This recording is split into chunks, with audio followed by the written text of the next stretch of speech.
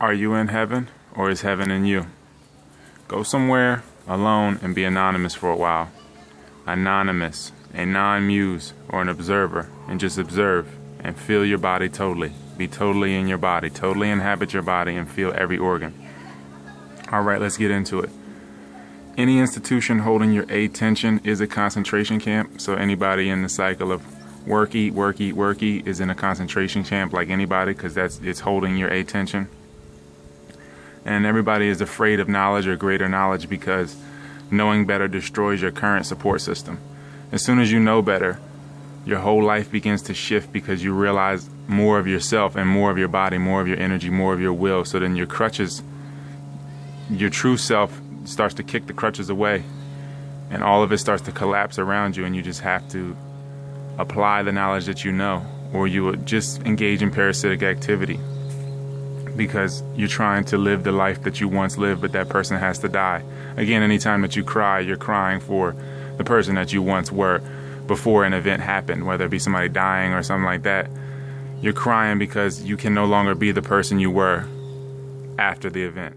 So you're really crying for your own funeral.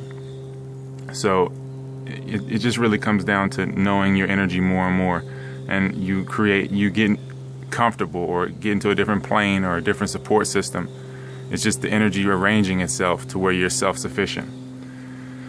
And truly, anybody that knows themselves should name themselves. This is the era of possession, or the title wave.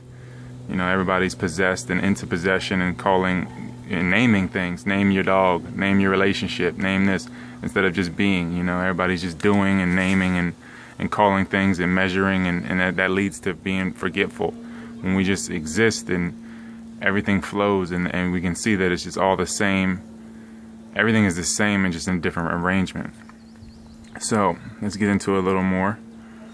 As far as eating in general, whenever you're eating at the dinner table with your family, if everybody's engaging in frivolous talk that really doesn't build and it's not knowledge of self, then it is a lie. Anything that is not the knowledge of self really is a lie.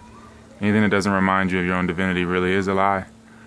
So, like I said, like pictures and all that stuff that reminds you of your humanity. Again, anything reminding of you of the human part of you reminds you, it takes you away from the immortal observer that you really are.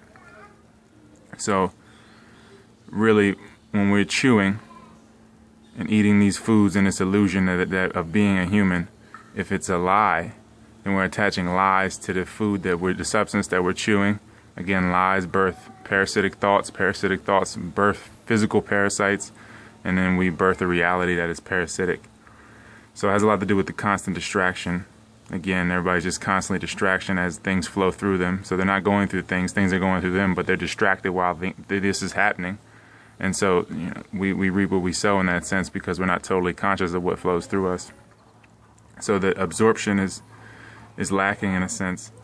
So we have constant distraction from the circumcision, the vaccines, the school, the religion, the video games.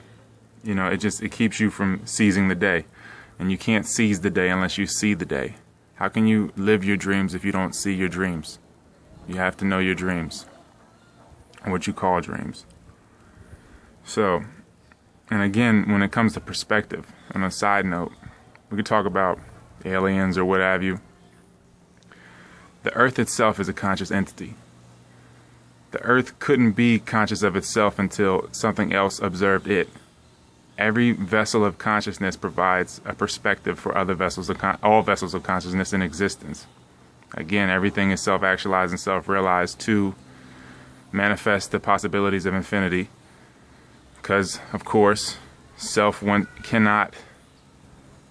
just is. So for self to experience itself, it must create something that could observe itself, which is just another piece of itself, if you can follow me that far. So I'm just here, just reminding you how you used to think before you were taught to think in a language, you know. And plenty of you are starting to see things or feel things that you probably don't have a connection to as an adult, but as the child part of you, it's something that's reminding you of something, whether you're afraid of it or whatever you tied to it. And really it just has a lot to do with, this is the high hell bumping into the low heaven, what some people call the low heaven, or the lower levels of heaven or whatever. We're just changing frequency as far as this plane of existence. It's just changing frequency. So it's just a collision happening. You know, like basically the water rising or the water receding. So heaven is in you. You are not in heaven, and really it just comes down to just realizing your own powers. Like I said, no one can realize your powers but you. So it's funny when people tell you that you're strong, but it has nothing to do with being strong or above, because somebody just recently told me that I was strong because I'm above influences of substances. But really it just comes down to having been under the influence of substances so long that now I just have a different value system where I can appreciate my powers, and I value those more than the substance. Doesn't make me any stronger than anyone. Just makes me more realized, I guess you could say, if you can quantify it in more or less. So, yeah, I mean, the more you express self, the more you get in touch with your energy and inhabit your entire body, the more you'll realize that when you go through these phases of expression, that every urination is an excretion of emotion. Water is emotion. Every time you get new air in, you get new thoughts in. Every time you get rid of any form of excrement, it's a form of getting rid of something. And any traces of it, if anything stays behind, then those thoughts stay behind. So, and the last note for as far as projection or insisting, because no one really exists. This is all an insistence. And of course, when we're talking about electrons, protons, and these different things, you can never give a definitive point for where they are because they don't really exist. It's just us insisting that they exist. Nothing really exists. It's just an insistence. So when we have people that are supposedly white or pale, it's just a projection from, it's like a branch from a dark root from somewhere else, from another plane. So if someone is pale, they are on this plane as a visitor. They are, and it's supposed to be an exchange of knowledge of self from different planes. But we are in disequilibrium, and now we have this problem where people are trying to stay longer than the lesson plan. So then parasitic activity has to happen. So it's just a part of that, just holding on. Again, Freud or Sick Man Fraud might have been onto something when he was talking about holding on to shit or letting go of shit, being anal, what have you. He probably, of course, observed it from someone else, or what people will call stealing, but might be some sense in that. As far as extended stay or being on a plane longer than the lesson plan, you're going to have to shift the way you maintain equilibrium. You can't be eating dense animals or maybe even plants. Your body will have to shift. Again, the support system will shift the more you know. And then it might bring fear for the body, but the body can't control you. You cannot let the body and the emotions control you. So as far as that goes, you just got to realize that anytime you are projecting from another place, from your true source, that you will, to others, likely be appearing as pale. And then if you're in your natural spot, anybody that's appearing as pale is coming from another plane.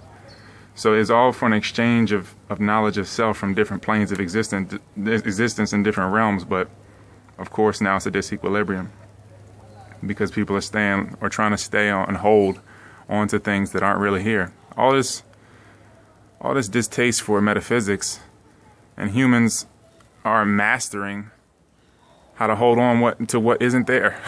It's just funny.